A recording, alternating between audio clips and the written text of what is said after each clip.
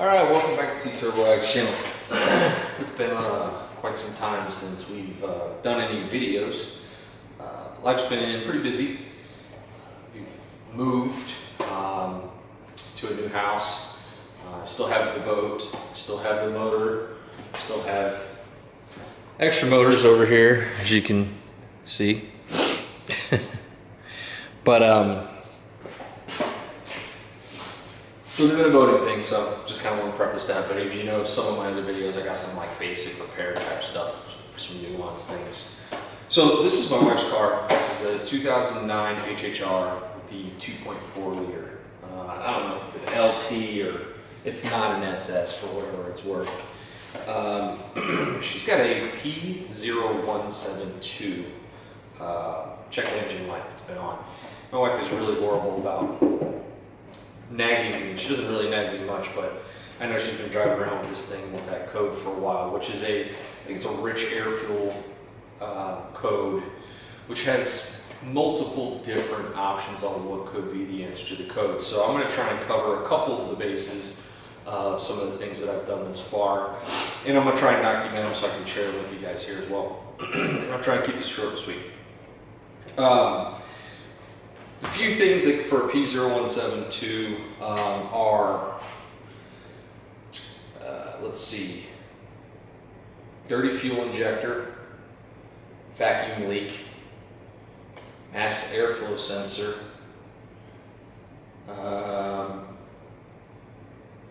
something to do with the Evap, but that's part of the vacuum issue, and what's the other one? And oxygen sensor.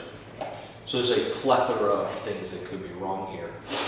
So the first thing that I had done to try and fix it was to just clean the mass airflow sensor by taking off the air box, getting to the mass airflow sensor, using the mass airflow sensor cleaner and putting it back in. I cleared the codes. It said there was one permanent code stored and then it would cycle its way out in time. Check engine light has recharged. So I don't think the mass airflow sensor was my issue. So underneath this cover here, there is a, let me see if I can get you this so you can see the part.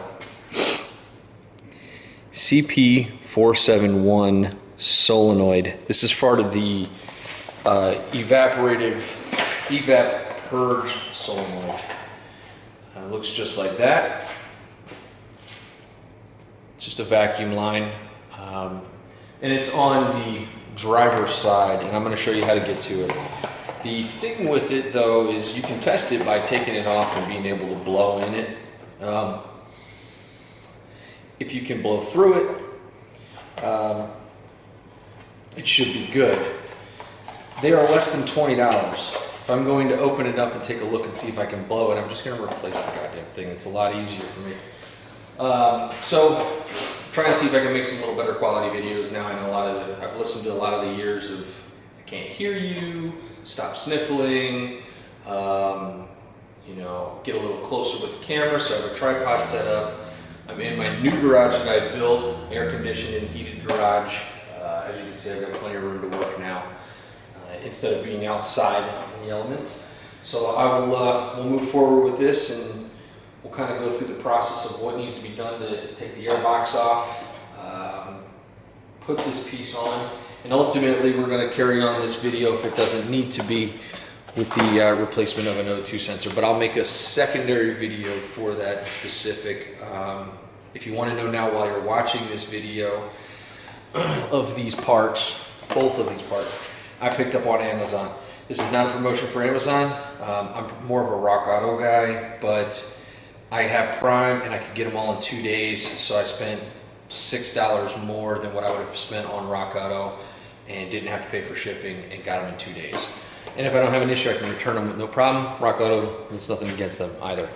So I'll get the camera repositioned and kind of show you what we're going to do here. Okay, pretty straightforward. This is the driver's side of the engine bay. I'm going to zoom us in here and get us a little better angle right there. So this guy right here is that part you're looking at. And if we sweep around here to this side,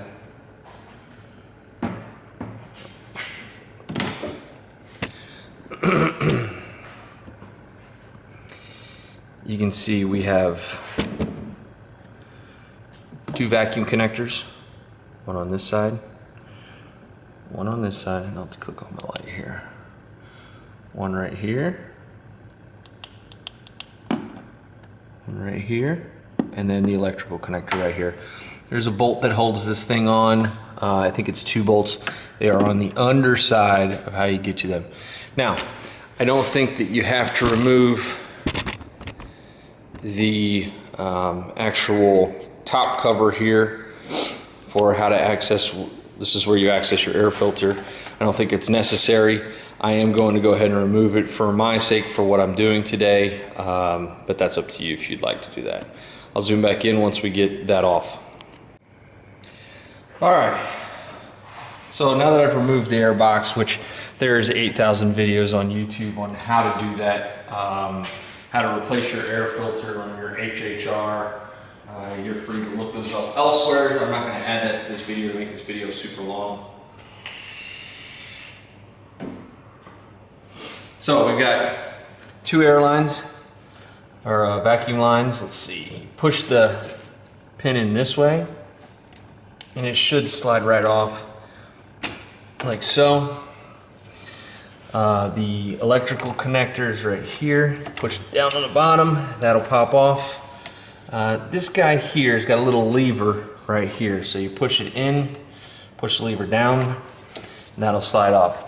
And that's essentially how you disconnect it. Now, this guy here, because you can see it just kind of loosely slides on there, or maybe yours doesn't. There's a bolt underneath this thing. Let's see, 1 bolt, feels like a 1/2 inch bolt underneath this thing, and this whole bracket will come off so you can slide that off completely. Okay, so all you had to do was just loosen the bracket. You can see the bolt right there underneath it. It's a 1/2 inch bolt.